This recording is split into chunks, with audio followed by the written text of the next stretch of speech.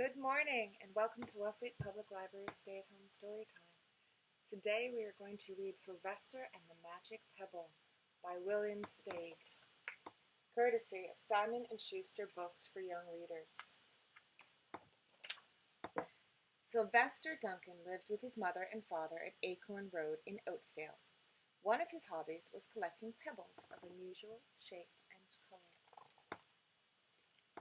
On a rainy Saturday during vacation, he found a quite extraordinary one.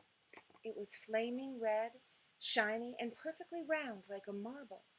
As he was studying this remarkable pebble, he began to shiver, probably from excitement, and the rain felt cold on his back. "I wish it would stop raining," he said. To his great surprise, the rain stopped. It didn't stop gradually as rains usually do. It ceased. The drops vanished on the way down, the clouds disappeared, everything was dry, and the sun was shining as if rain had never existed. In all his young life, Sylvester had never had a wish gratified so quickly. It struck him that magic must be at work, and he guessed that the magic must be in the remarkable-looking red pebble, where indeed it was. To make a test, he put the pebble on the ground and said, "I wish it would rain again." Nothing happened. But when he said the same thing holding the pebble in his hoof, the sky turned black, there was lightning and a clap of thunder, and the rain came shooting down. "What a lucky day this is," thought Sylvester. "From now on, I can have anything I want. My father and mother can have anything they want. My relatives, my friends, and anybody at all can have everything anybody wants." He wished the sunshine back in the sky, and he wished a wart on his left hind fetlock would disappear, and it did, and he started home, eager to amaze his father and mother with his magic pebble. He could hardly wait to see their faces. Maybe they wouldn't even believe him at first. As he was crossing Strawberry Hill, thinking of some of the many, many things he could wish for, he was startled to see a mean and hungry lion looking right at him from behind some tall grass. He was frightened. If he hadn't been so frightened, he could have made the lion disappear, or he could have wished himself safe at home with his father and mother. He could have wished that the lion would turn into a butterfly, or a gnat, or a daisy. He could have wished many things, but he panicked and couldn't think carefully. "I wish I were a rock," he said. And he became a rock. The lion came bounding over, sniffed the rock 100 times, walked around and around it, and went away confused, perplexed, puzzled, and bewildered. "I saw that little donkey as clear as day. Maybe I'm going crazy," he muttered. And there was Sylvester, a rock on Strawberry Hill, with the magic pebble lying right beside him on the ground, and he was unable to pick it up. "Oh, how I wish I were myself again," he thought. But nothing happened. He had to be touching the pebble to make the magic work, but there was nothing he could do about it. His thoughts began to race like mad. He was scared and worried. Being helpless, he felt hopeless. He imagined all the possibilities, and eventually he realized that his only chance of becoming himself again was for someone to find the red pebble and to wish that the rock next to it would be a donkey. Someone would surely find the red pebble. It was so bright and shiny. But what on earth would make them wish that a rock were a donkey? The chance was 1 in a billion at best. Sylvester fell asleep. What else could he do? Night came with many stars. Meanwhile, back at home, Mr. and Mrs. Duncan paced the floor, frantic with worry. Sylvester had never come home later than dinner time. Where could he be? They stayed up all night wondering what had happened, expecting that Sylvester would surely turn up by morning. But he didn't, of course. Mrs. Duncan cried a lot, and Mr. Duncan did his best to soothe her. Both longed to have their dear son with them. "I will never scold Sylvester again as long as I live," said Mrs. Duncan, "no matter what he does." And at dawn, they went about inquiring of all the neighbors. Where could Duncan be? They talked to all the children, the puppies, the kittens, the colts, the piglets. No one had seen Sylvester since the day before yesterday. They went to the police. The police could not find their child. All the dogs in Oaksdale went searching for him. They sniffed behind every rock and tree and blade of grass, into every nook and gully of the neighborhood and beyond, but found not a scent of him. They sniffed the rock on Strawberry Hill, but it smelled like a rock. It didn't smell like Sylvester.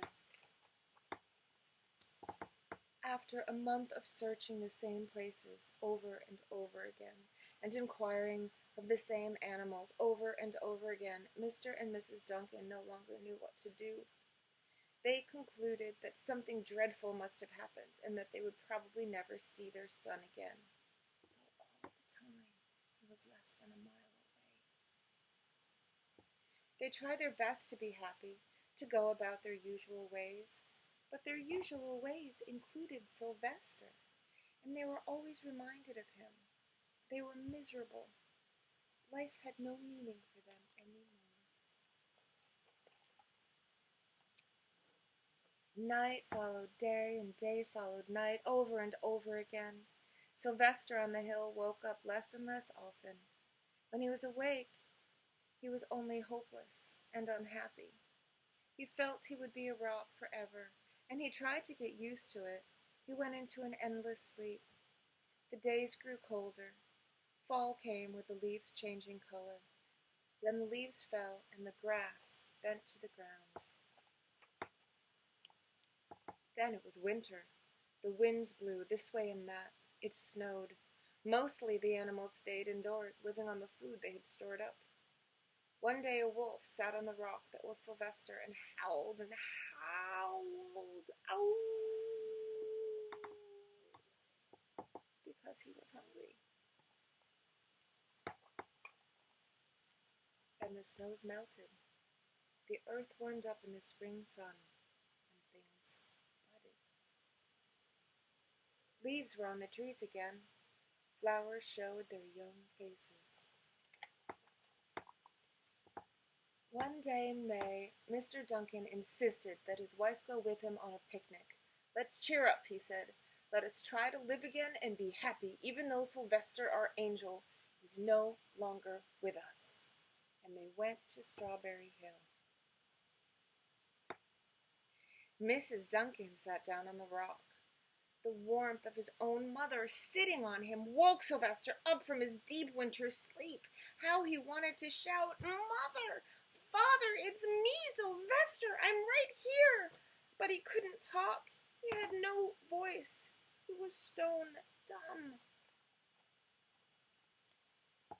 Mr. Duncan walked aimlessly about while Mrs. Duncan set out the picnic food on the rock: alfalfa sandwiches, pickled oats, sassafras salad, and timothy compote. Suddenly Mr. Duncan saw the red pebble. "What a fantastic pebble!" he exclaimed. "Sylvester would have loved it for his collection." And he put the pebble on the rock.